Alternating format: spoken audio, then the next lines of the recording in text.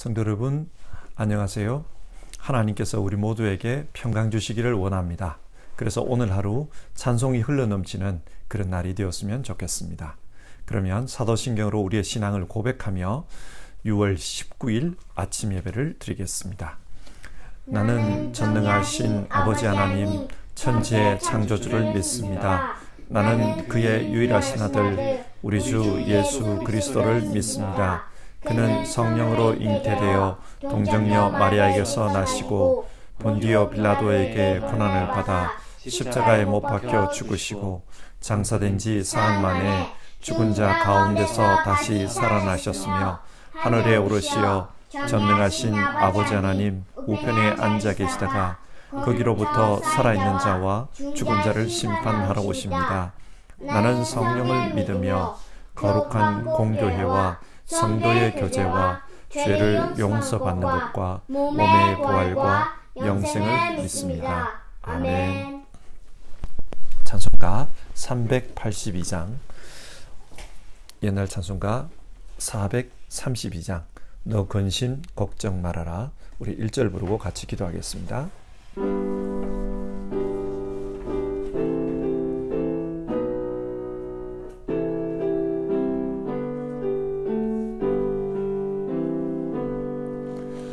너 근심 걱정 말아라. 주 너를 지키리. 주 날개 밑에 거하라. 주 너를 지키리. 주 너를 지키리. 아무 때나 어디서나 주 너를 지키리. 늘 지켜주시리.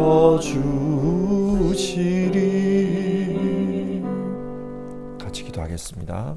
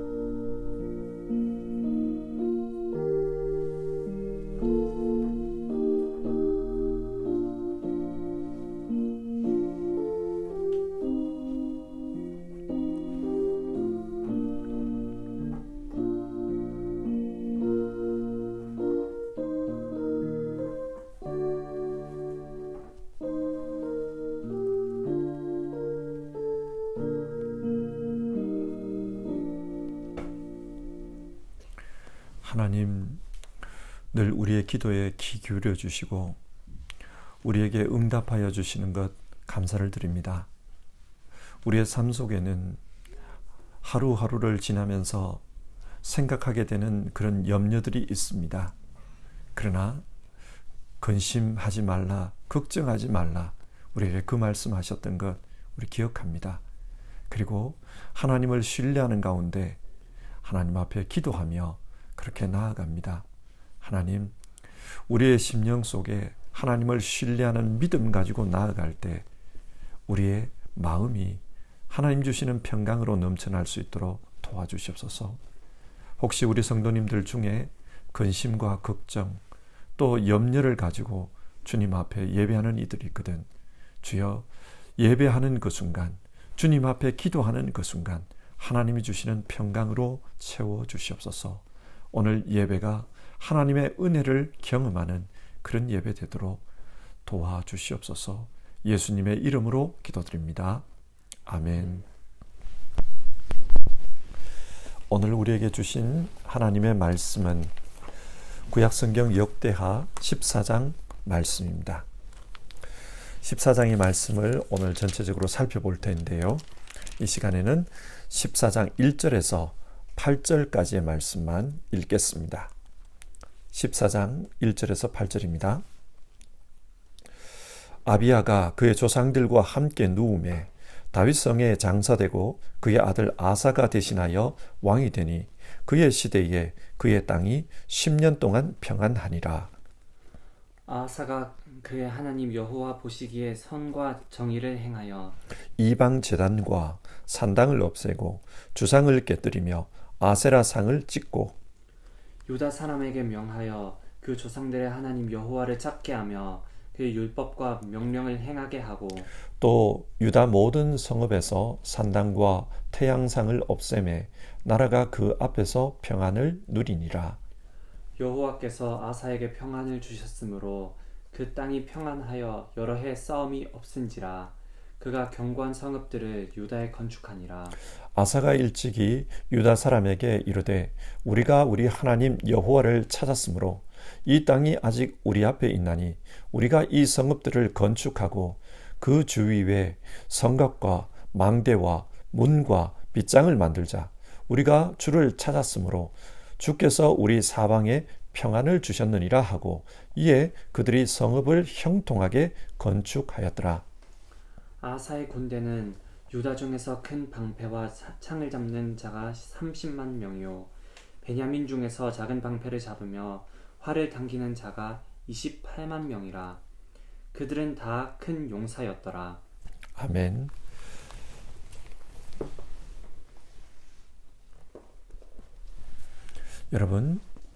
여러분은 어떤 삶을 살고 싶습니까?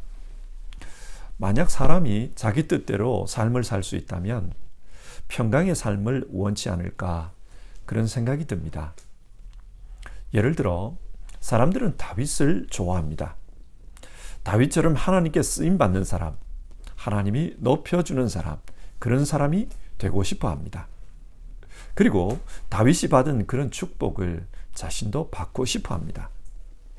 그러나 그렇게 다윗을 좋아하는 사람도 다윗이 받았던 그 연단의 과정은 원치 않습니다.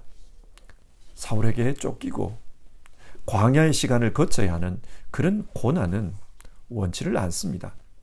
뿐만 아니라 다윗의 인생에 얼마나 많은 고난이 있었습니까? 자신의 죄 때문에 자식들끼리 서로 죽고 죽이는 그런 일을 보기도 했습니다. 사람들은 이런 고난을 원치 않습니다. 그런데 이런 연단의 과정, 고난의 시간이 믿음의 사람 다윗을 만들었습니다. 무슨 말입니까? 사람들은 다윗과 같은 그런 믿음의 사람이 되길 원하지만 고난의 과정은 원치 않습니다. 사람들은 다윗과 같은 위인이 되지 않더라도 평강의 삶을 살았으면 좋겠다. 그것을 더 원합니다. 아마 이것이 대부분의 사람들이 바라는 바일 것입니다. 평강. 역대하 14장은 유다왕 아사에 대한 말씀입니다. 아사는 하나님이 주시는 평강의 삶을 살았던 사람입니다. 그래서 오늘 본문에는 평강에 대한 언급이 6차례나 나옵니다. 여러분, 어떻게 아사는 평강의 삶을 살았을까요? 오늘 성경을 통해 함께 살펴봅시다. 아사는 남왕국 유다의 세 번째 왕입니다. 그는 41년 동안 유다를 통치했습니다. 그러나 열왕기서는 이런 아사에 대해 고작 16절만 기록하고 있습니다. 별로 중요하지 않은 인물로 본 것입니다. 하지만 역대기는 아사를 굉장히 중요하게 봅니다. 어떤 의미에서 중요합니까? 평강의 교훈을 주는 왕이기 때문입니다. 그래서 14장부터 16장까지 석 장에 걸쳐서 아사에 대한 이야기를 기록하고 있습니다. 아사는 그의 아버지 아비야가 죽은 후 왕위에 올랐습니다. 그리고 그가 왕이 되었을 때 초기 10년간 나라가 평안했다고 합니다. 1절입니다. 그의 시대에 그의 땅이 10년 동안 평안하니라. 어떻게 이런 평안이 임했을까요? 첫 번째로 하나님께서 거룩을 추구하는 그의 모습을 좋아하셨기 때문입니다. 2절에서 5절까지 말씀을 보겠습니다. 2절입니다.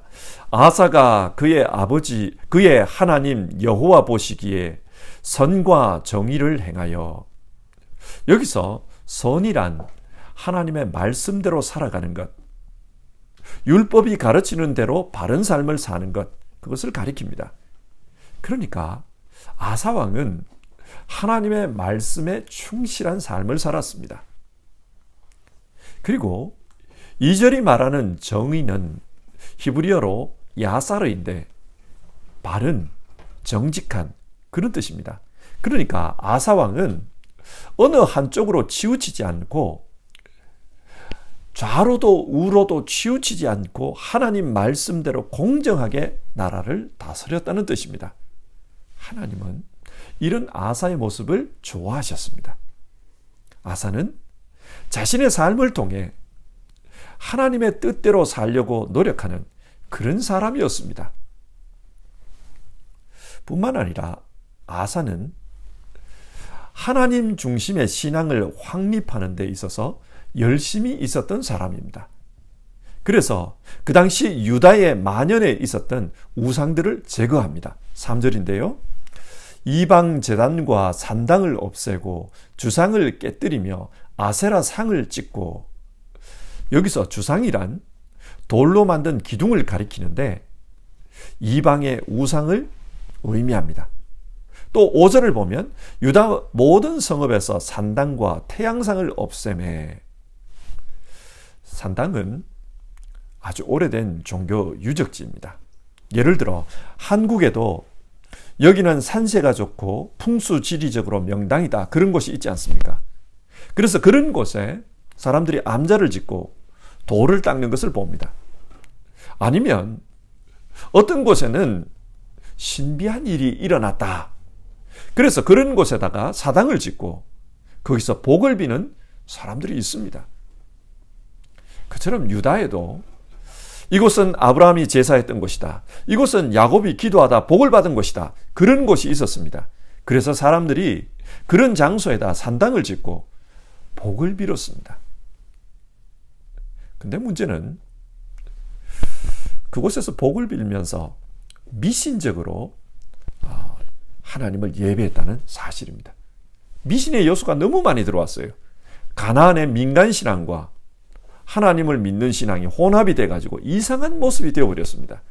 그러다 보니 산당이 사람들의 신앙을 오염시키는 그런 근원지가 되고 말았습니다. 그리고 5절에는 태양상이라는 단어가 나오는데요. 태양을 숭배하는 제단으로 번역을 하는데 요즘 신학자들은 여기가 우상에게 분향하던 분향단이다, 그렇게 해석을 합니다. 분향을 통해서 우상을 숭배하던 장소였습니다. 유다에는 이런 곳이 많았습니다. 그래서 아사 왕은 그런 곳을 없앴다고 합니다. 무슨 말입니까? 종교 개혁을 했다는 뜻입니다. 예를 들어 독일의 루터의 경우에도 미신을 척결하는데 앞장을 섰습니다. 루터 당시에 미신이 많았어요. 이것은 예수님이 달렸던 십자가, 그 십자가의 나무 조각이다, 또는 이것은 예수님이 성찬식 때 사용했던 잔이다, 뭐 이런 식으로 확인되지 않은 유물을 가지고 와서 이것은 거룩한 성물이다 그랬습니다. 그리고 그 성물 앞에서 기도하면 소원이 이루어진다고 했습니다. 그런 식의 성물들이 너무 많았어요. 확인되지 않은 성물입니다. 미신입니다. 루터는 이런 미신적인 성물을 가져와서 사람들에게 내놓고 예배하게 하고 돈 받고 그러는 것에 분개했어요. 그래서 종교개혁 과정에서 이런 성물들을 척결합니다. 한국에도 이런 것이 있습니다. 예를 들어 어느 기도원에서 물을 퍼다가 마시면은 병이 나는다, 그러면서 그 물을 팝니다. 또 평범한 밀가루 반죽인데 그것을 어떻게 하면 병이 낫는다, 그러면서 밀가루 반죽을 갖다 팝니다. 아무 근거도 없고 또 신앙에 유익하지도 않은데 병 때문에 고생하는 사람들의 심리를 이용해서 장사하는 그런 산당 같은 곳이 한국에도 참 많았습니다. 지금도 무슨 기도원이 용하다, 어떤 수도원에 가면 뭐가 이루어진다. 그러면서 이상한 행동을 하는 곳이 있습니다.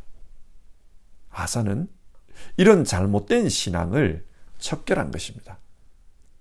그리고 4절, 유다 사람에게 명하여 그 조상들의 하나님 여호와를 찾게 하며 그의 율법과 명령을 행하게 하고, 아사 왕은 우상이나 미신을 척결한 것으로 종교개혁을 끝낸 게 아니에요. 사람들에게 바른 신앙의 길을 제시합니다. 그것은 하나님의 말씀을 배우고 그 말씀대로 살도록 하는 것이었습니다. 그래서 사람들에게 율법을 배우게 했습니다. 자, 이렇게 했을 때 하나님께서 그에게 평강의 삶을 허락하셨습니다. 그래서 5절을 보면 나라가 그 앞에서 평안함을 누리니라, 그렇게 기록하고 있습니다. 하나님은 거룩하신 분입니다. 그래서 내가 거룩하니 너희도 거룩하여라. 아사 왕은 자신의 삶뿐만 아니라 국정에 있어서도 하나님의 이 거룩을 실천하기를 원했습니다. 그래서 하나님의 영광을 가로막는 그것들을 없앴습니다. 여러분, 거룩이 무엇입니까? 거룩은 하나님의 말씀을 따라서 구별된 삶을 사는 것입니다. 구별된 것, 그게 거룩입니다. 예를 들어 로마서 12장 2절, 너희는 이 세대를 본받지 말고 오직 마음을 새롭게 함으로 변화를 받아 하나님의 선하시고 기뻐하시고 온전하신 뜻이 무엇인지 분별하도록 하라, 그렇게 말씀합니다. 그런데 여기서 이 세대를 본받지 말고, 이 세대를 본받는다는 말을 헬라어로 보면 동전을 찍어내듯이 사람들을 그렇게 찍어낸다는 뜻입니다. 세상은 자기 시대의 사람들을 향해서 너희는 이렇게 살아야 된다, 그걸 가르쳐요. 그렇게 살아야 주류 인생이고, 그렇게 살아야 여러 사람들에게 인정받는 인생이다, 그걸 주입시킵니다. 그렇게 살지 않으면은 사람들이 이상하게 받아들여요.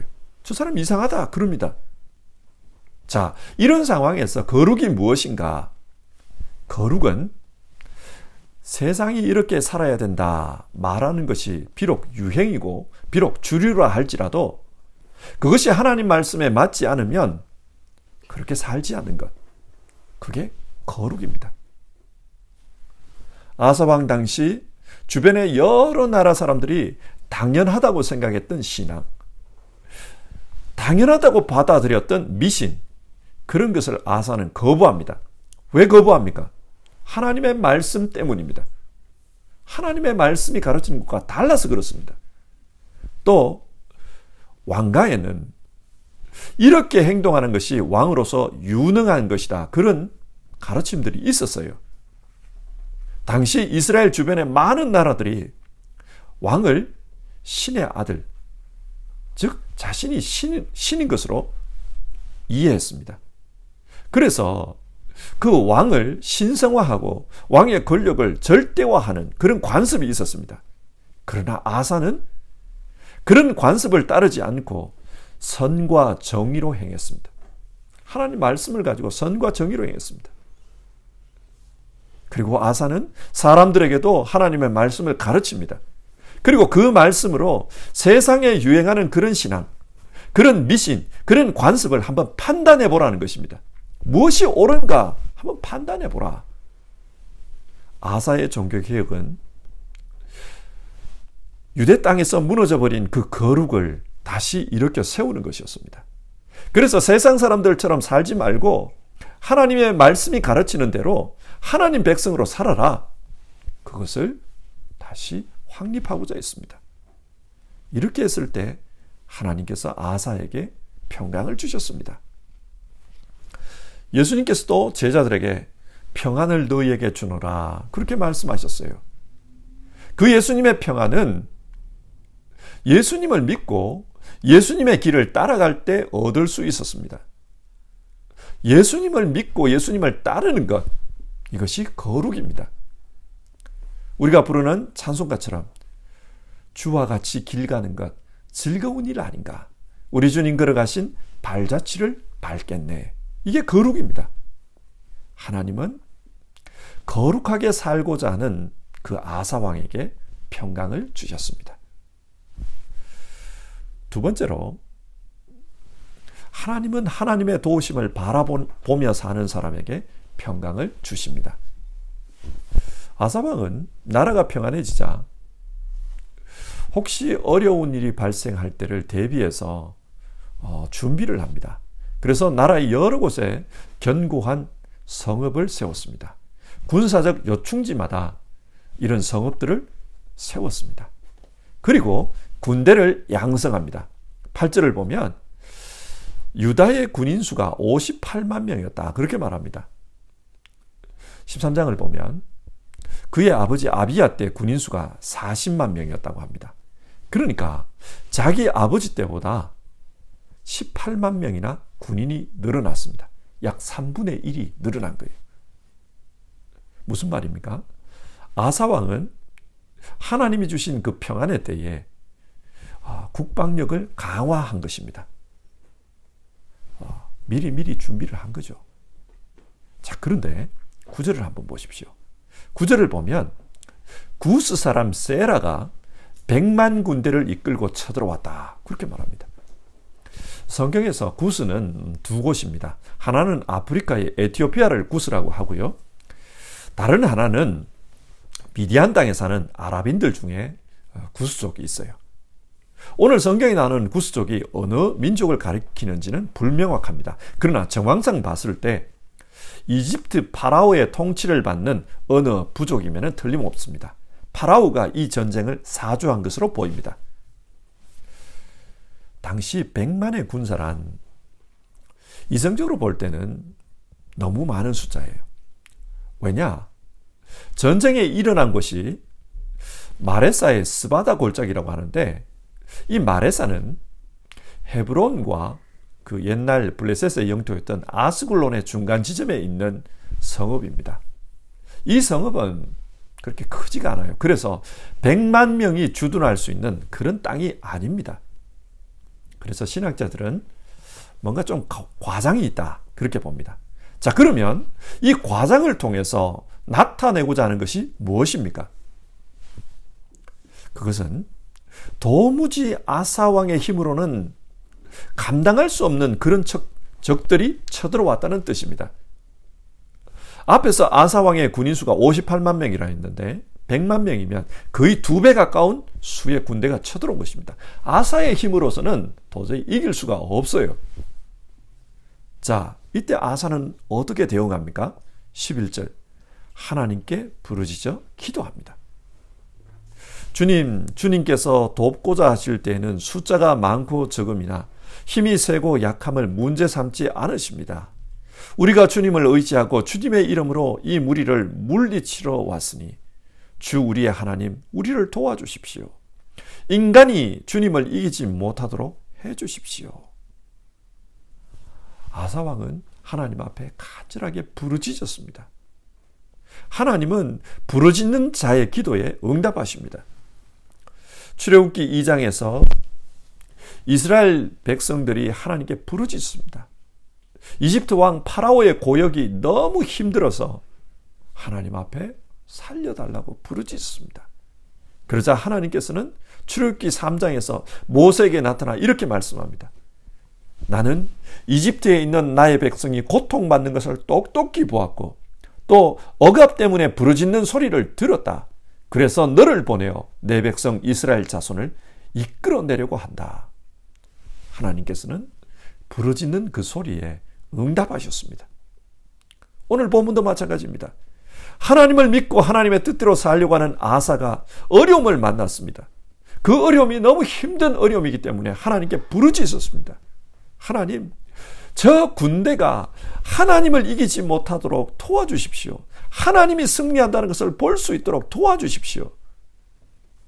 하나님께서 그 부르짖음에 응답하십니다. 그래서 12절, 여호와께서 구스 사람들을 아사와 유다 사람들 앞에서 치시니 하나님께서 그들을 칩니다. 어떻게 쳤는지는 구체적으로 말하지 않습니다. 그러나 이적이 나타난 겁니다. 그러자 구스 사람들이 도망했고 아사가 그들을 추격해서 그랄까지, 이집트와의 접경지인 그랄까지 쫓아갔다고 합니다.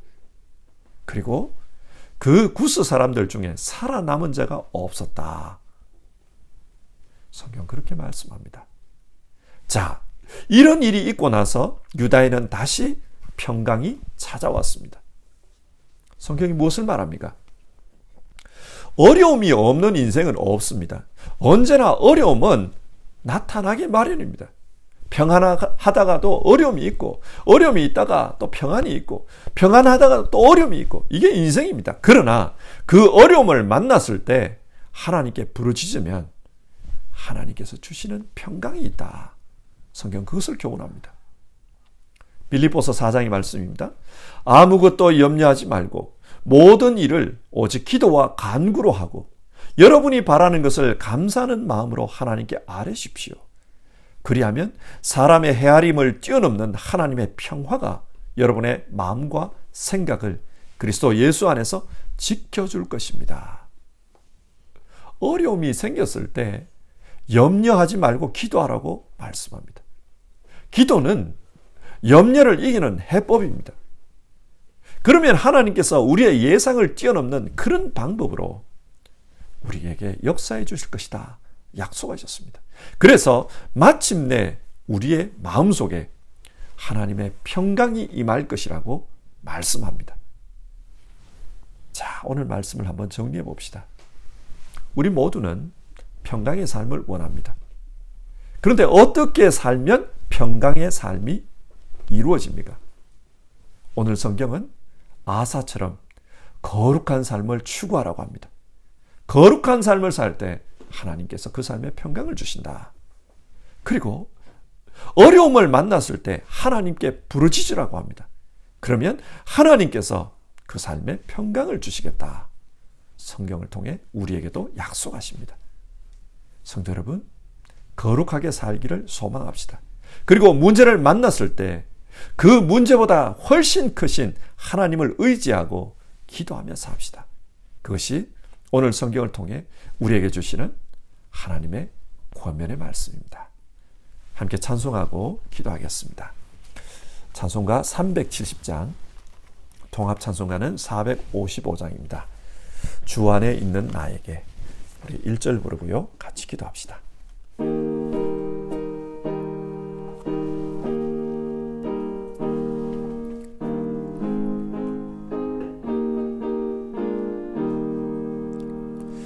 주 안에 있는 나에게 단 근심이 있으랴.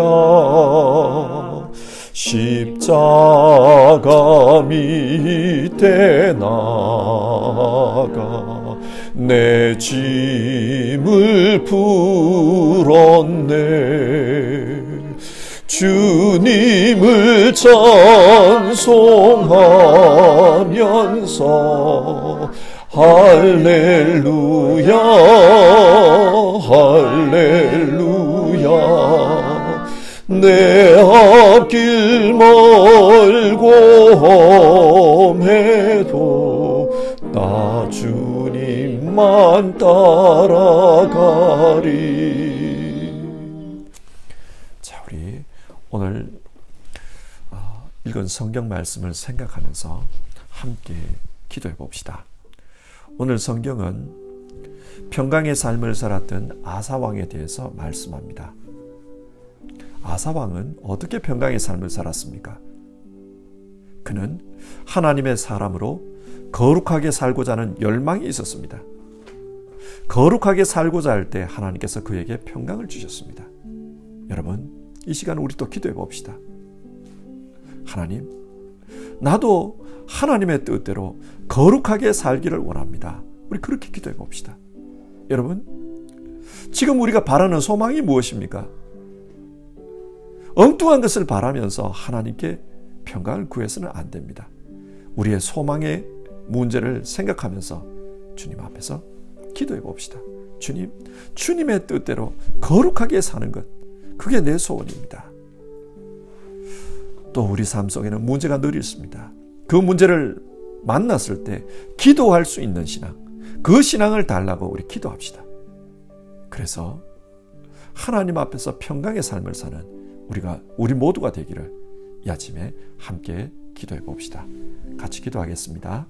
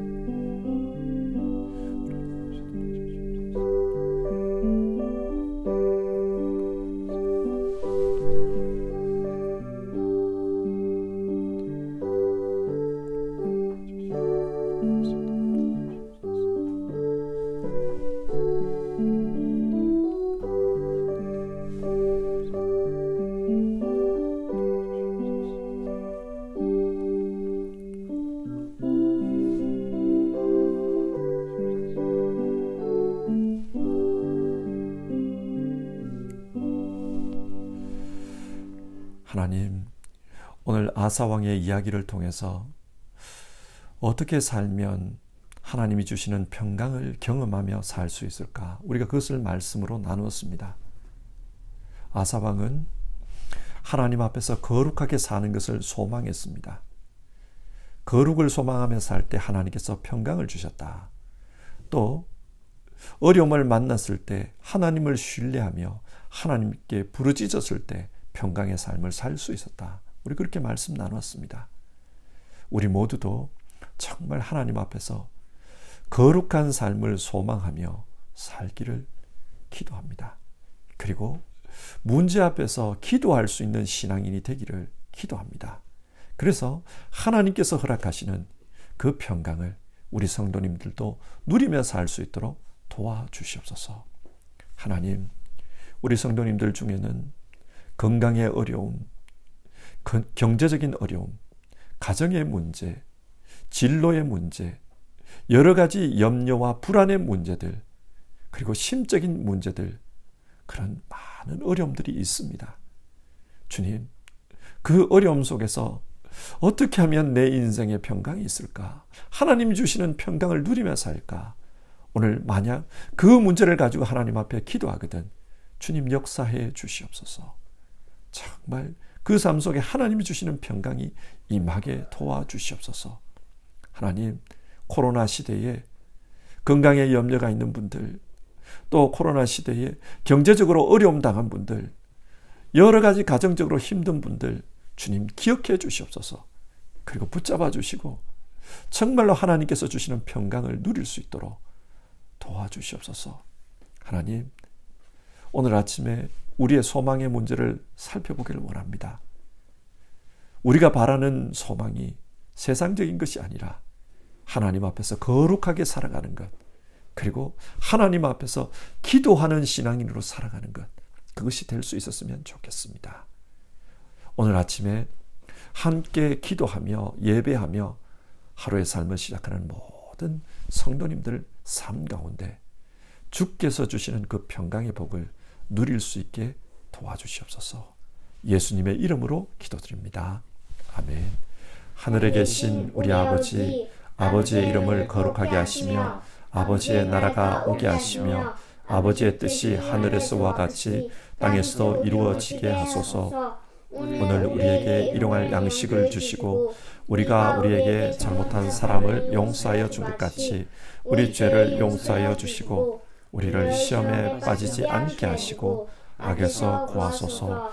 나라와 권능과 영광이 영원히 아버지의 것입니다. 아멘.